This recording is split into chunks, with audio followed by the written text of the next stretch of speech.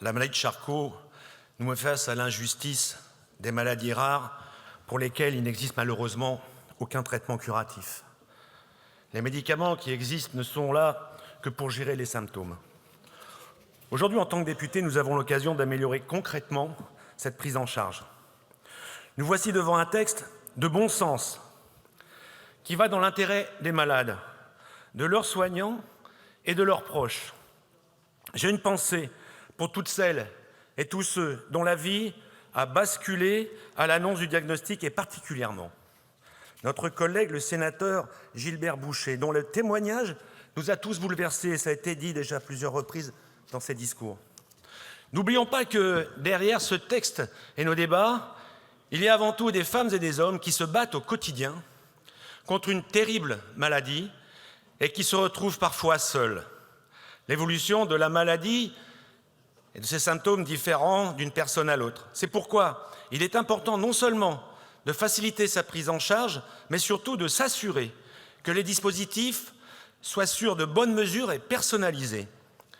L'évolution de la réglementation en la matière administrative, en matière de prise en charge financière du handicap, est cruciale.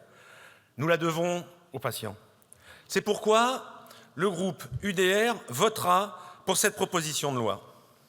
Cependant, nous ne pouvons que déplorer le manque d'une réelle politique de prévention et de dépistage, souvent tardive dans nos zones rurales.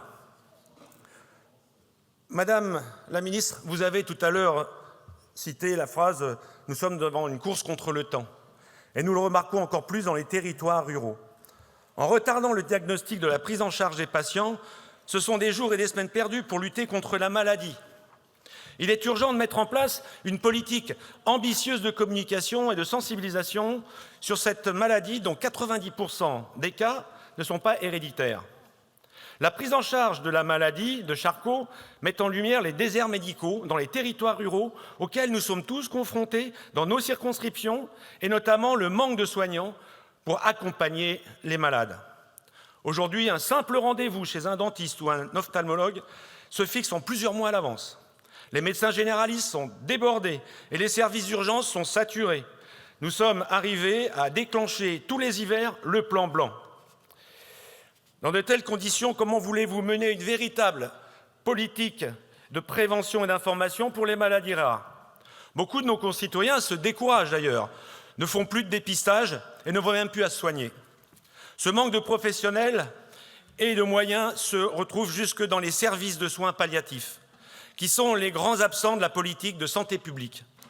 Bien que nécessaire, cette proposition de loi doit s'accompagner d'un engagement pour les soins palliatifs et d'une lutte contre les déserts médicaux, particulièrement en territoires ruraux, qui commencent à gagner certaines grandes villes. Enfin, le texte qui nous est présenté aujourd'hui met en avant une grande faiblesse de notre système de santé, sa complexité administrative. À la douleur et à l'isolement des patients vient s'ajouter un véritable calvaire bureaucratique et une lenteur des procédures. Ce fonctionnement de notre système de santé ne garantit en rien une meilleure prise en charge.